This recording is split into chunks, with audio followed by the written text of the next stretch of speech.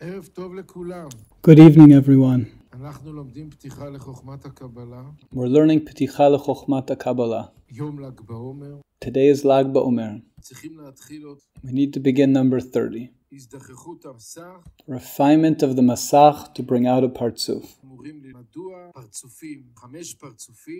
In this chapter, we need to learn how the 5 Partzufim are coming out one from the other. Like you asked in the last lesson. If the created being, which is the Malchut, is able to make a Masach on the 4th aspect of Oviyut, of coarseness, why to go on now to make a Masach on the lower aspect of coarseness, which is Bechinat Gimel, the 3rd aspect of Oviyut? So this is what the Baal HaSulam explains now. Number 30. In order to understand the progression of the spiritual realms, in the 5 levels, one underneath the other, like we see in drawing number 11, we see that one below the other,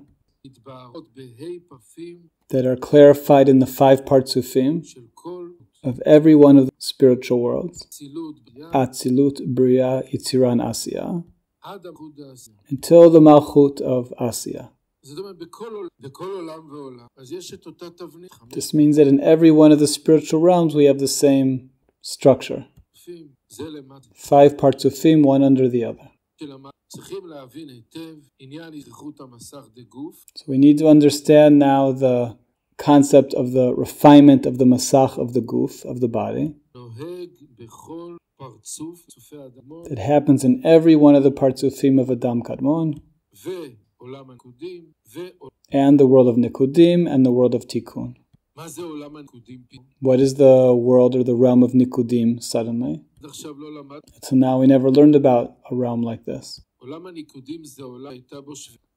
realm of Nikudim is the realm in which we'll have the breaking of the vessels. And what's the world of Tikkun? The world of fixing. This is the realm that fixes the breaking of the vessels. Atzilut, Bria, Yitziran, Asiya. These fix the breaking that happens in the realm of Nikudim. And we learn about all this as we go on. We'll learn about what it is, the refinement of the Masach. Number 31. And the concept is that there is no Partzuf or no spiritual level that doesn't have 2 lights called Or Makif and Or Pnimi, surrounding light and inner light. Every level. Inner light, Or Pnimi, is the light that's received. Or Makif, surrounding light, is a light that it's not able to receive. So this we learned about and saw in drawing number 4. That every single level has Or Pnimi and Or Makif, surrounding light and inner light. Inner light is what the Malchut is able to receive in order to give. Surrounding light is what the Malchut is not able to receive in order to give. So the surrounding light remains outside. This means we need to know that when we're experiencing God, this is relatively called inner light, or Pnimi. But there's a lot of divine light, also in quantity and also in quality, that we're not experiencing. And this is the Or Makif, the surrounding light. Because the surrounding light of the first Partzuf of Adam Kadmon, which is the Partzuf of Galgalta, is the secret of the light of Ein Sof Baruch Hu that is filling all of reality. This means the light of a previous level is always the surrounding light of the present level. Because in the present level, not able to experience the light of the previous level. So the level that was before the level of Adam Kadmon, which is the realm of Keter, the first level. What's before this? Ein Sof Baruch Hu. Meaning the divine thought to give goodness to creation, which includes 100% of the light and 100% of the vessel, meaning 100% of the desire to receive. And the light is clothed in the vessel. So this state called Ein Sof is the surrounding light of Adam Kadmon. What does this mean? Surrounding light generally is something ungraspable. Give an example. For example, I see in my lessons that if I tell the students all sorts of stories about those that are in divine service from a generation ago, the norms that were by my Rebbe, this seems like something very, very far and exaggerated. But we're actually just talking about one generation before us. My Rebbe passed on 29 years ago. That's it. When I talk about the norms that were at that time, people say it's not for us. Meaning the norms then was to get up at 2:30 at night. That was normal. Today people get up at 4 in the morning and consider themselves super strong. But at that time, 4 in the morning was already considered late. You woke up late. It means that when I would come to the lessons of my Rebbe, the lesson began around 1:30. That's when the lesson began. When would they wake up? They got up at least at 1, went to the mikveh, so at least at 1 they got up. That was normal. Not that everybody did it, but that was normal. Now this is like Or Makif, the surrounding light. Meaning it's a light. It's a light. Why is it a light? Because we can imagine to ourselves people that God was so important to them that they would wake up at 1:30 in the morning. It's a light. People that day and night thought about one another. They were involved in giving day and night. These are also people that were working, by the way. These aren't people just sitting with a cup of tea. It means that from 1:30 to at night, they're learning until 6 in the morning. Then there was praying and then go to work. People with families, people working. And all day they were thinking about their friends, about the learning and so on. So this is called surrounding light, or makif. This means that from one side it's light, on the other hand it's surrounding our level from outside. It means it's not our inner norm for us. It's surrounding us from the outside. We hear these stories that were only 30 years ago. It wasn't 300 years ago. So it gives us a surrounding light. So this is what I'm saying, that the light of the previous level, the inner light of the previous level, becomes the surrounding light of the lower level. Because the lower level is already not able to deal with levels that the preceding level was able to deal with. Doesn't have the power to do that work. So this light shines to it from afar. Means that it draws forth and maybe gives a person motivation to work, motivation to deal with their situation. But it's not the inner light the level's working on. It's not the norm of the next level. And that's how it is from level to level. Therefore, he says that Ein Sof Baruch Hu is the surrounding light of the Partzuf of Galgalta. And Partzuf Galgalta is the surrounding light of Partzuf Av.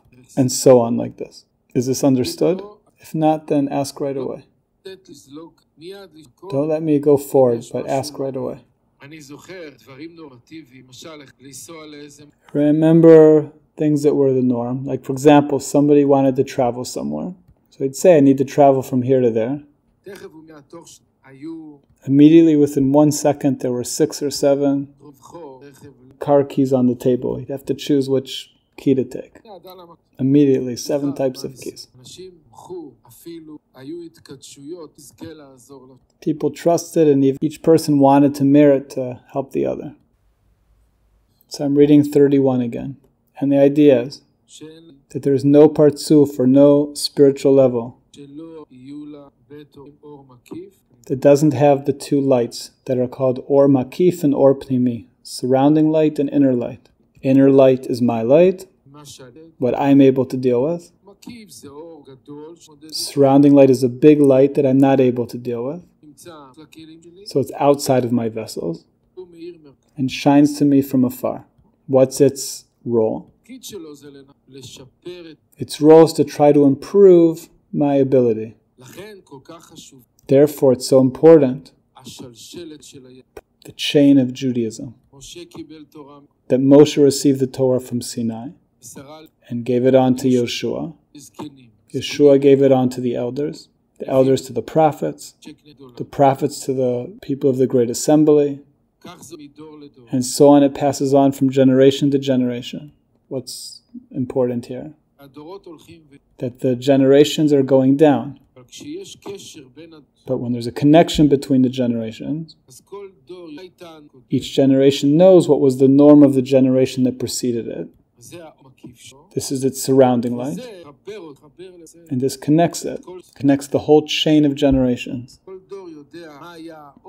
Each generation knows what the light of the previous generation was and surrounds it, gives it the ability to do the work that it needs to do. And this cycles down from generation to generation. Therefore, this chain is so important, that everybody needs to receive from somebody who themselves received from somebody very great. What does it mean to receive? Receive doesn't mean knowledge, information. Information we can also receive from a computer, or from a book. But we're talking about something much more than knowledge. Being in the presence of a great person. Living with a person like this. It's not just receiving information that they have. A person sees the whole way that they're involved in spiritual work. Experiencing day and night. The work, the effort. The norm of life. What's important, what's not important. What's not considered at all is considered. This is called the chain of the generations. Not just information. Not information that's passing from generation to generation. The information a lot of times is dry. Doesn't shine enough. But when a person comes and explaining about the way of life and the ideals on being able to make personal sacrifice, then that's good. That's the chain. We'll explain them in Adam Kadmon. Because the surrounding light of the first partsuf of Adam Kadmon is the secret of the light of Ein Sof Baruch Hu that fills all of reality. That after the first Tzimtzum and the Masach that's set in the Malchut, meaning the power to not make use of the fourth aspect, to not make use of the desire to receive in order to receive, not to make use of selfish love. Then there's made a zivug daka'ah with the light of Ein Sof on this Masach that is found where? In the Malchut of the Partzuf of Galgalta, and by the returning light that ascends from the Masach, it returns and draws forth divine light from the world of the Tzimtzum to 10 Sfirot of the head and 10 Sfirot of the body.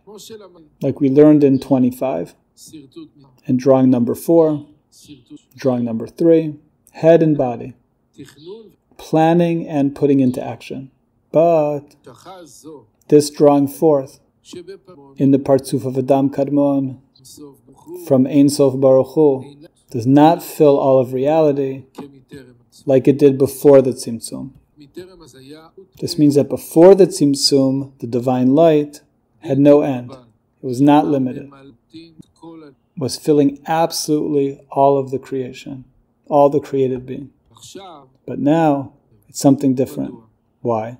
Before the Tzimtzum, we didn't yet have this principle that is forbidden to receive in order to receive.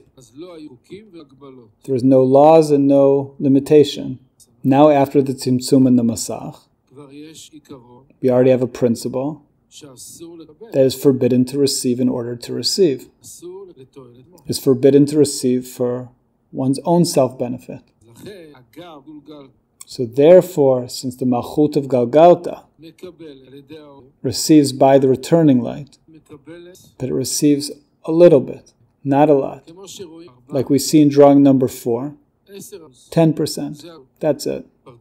this drawing forth of the light in Adam Kadmon, the Partzuf Adam Kadmon, we mean here Galgalta, from Ein Sof. It's not filling all of reality like it did before the Tzimtzum, but it's considered with a head and an end. Close a moment the book and see on the cover the symbol. What do we see in the symbol? There's a thin line from above to below. In the center of the circle there is a point. What does it mean? The circle represents Ein Sof Baruch Hu. Before the Tzimtzum, the divine light filled all the circle. Circle means completion. A circle, any way you turn it, remains the same. Comes to show a completeness. So before the Tzimtzum, the light filled all of the circle. Now after the Tzimtzum, we have a thin line from above to below to the dark point, which is the Malchut. So now there's already limitation, receiving only 10%, not more. So this is called head and end. The head is making the planning what it can receive and what it can't receive. And the end makes an end on what it's not able to receive legitimately. So we have an end here also from above to below, and also from within to without. So we have something new. So look on the drawing that was sent today. Drawing number 13.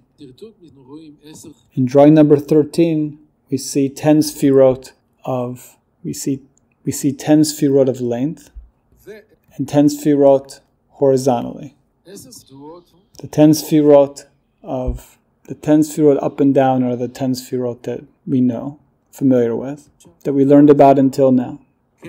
Keter, Chochma, Bina, Zeram, Pina, Malchut. And that's it. This is where the level ends. Now we also have a principle that all the vessels include one another. The sfirot are included in one another. So we have Keter, Chochma, Bina, Zeram, Pina, and Malchut within Keter. And within Chochma also. So it comes out that we have actually 25 sfirot. Because in each of the sfirot that we learned about, we have 5 sfirot within them. Its own aspect, which includes within it all the others. This is called the 10 sfirot of Rochav, horizontal. 10 sfirot of width. Why is it called by this name? To say that they're all on the same level. All the sfirot in Keter are on the level of Keter. Or all the sfirot are the level of Chochma. And that's why it's called the Rochav, to the width, horizontal. So like we learned for the sfirot of the length, it's like we learned in number 5, that Chochma is under Keter and Bina is under Chochma, and so on. But in the 10 individual sfirot, particular sfirot, that are within each sfira, as they're included in each other, so they are on Rochav, horizontal. Now these 10 horizontal sfirot, they're called sometimes by other names. Not by the names Keter, Chochma, Bina, but by other names, called the inner aspect, the bone, the sinews, the flesh, and the skin. The mocha, the inner aspect, is Keter. The bone is Chochma. You can write this in the drawing. The moach, the inner aspect, is Keter. The bone is Chochma. The sinews are Bina. The flesh is Zeranpin. And the skin is Malchut. Why are they called by these names? Simple. Because in the physical picture, in any place that we go through in the body of a person, it has all these layers. The skin is on the outside. Afterwards, within it, we have the flesh. Then inside the sinews. Inside the bones. And then the inner aspect of the bones.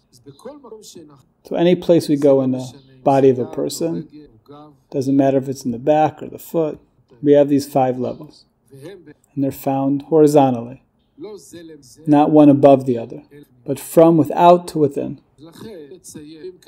So therefore, to describe when we're talking about the 10 sfirot of Rochav, horizontal, so we call them by these names.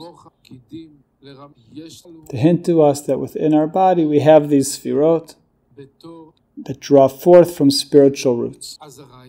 So the idea that the Baal HaSulam is wanting to say, he wants to explain to us now why the Partzuf of Galgalta of Adam Kadmon is only a thin line in relation to what was received in Ein Sof.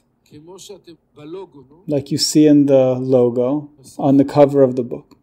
Why only a thin line? He says because always there's two types of 10 Sefirot, from above to below and from within to without, from length and horizontal. So the Malchut of the 10 Sefirot of length doesn't receive, it has a Masach, because it's receiving in order to receive, which is forbidden. And also the Malchut of the 10 horizontal Sefirot, also she doesn't receive. You see it's written Sof V'Siyum, the end. So this Malchut doesn't receive, and this Malchut doesn't receive. Therefore it's called a thin line. The line goes from above to below. So it's hinting to the end that there are on the 10 Sefirot of length. And dak, thin, why isn't it fat? Because of its end on the 10 horizontal Sefirot. That's the idea wants to show us in 31. Wants to explain to us how all the spiritual realms are considered a thin line in relation to Ein Sof. That's before the Tzimtzum. So it's very similar to the example that I gave before. Meaning, by us in the Beit Midrash, we have amazing people. Amazing people. And sure that also you listening to the lesson are around amazing people. People of self-sacrifice. People with good desires. People doing spiritual work.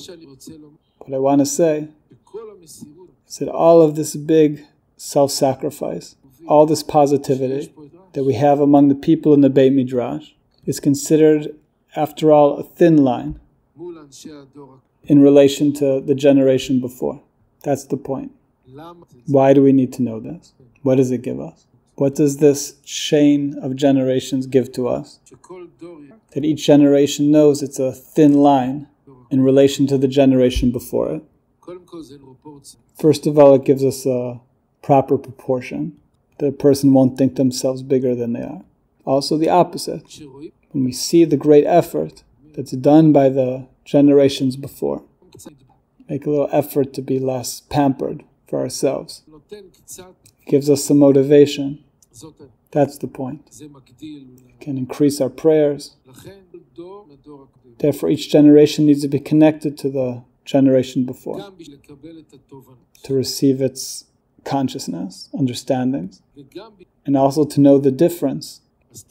And know that generations before there were different norms. Other questions?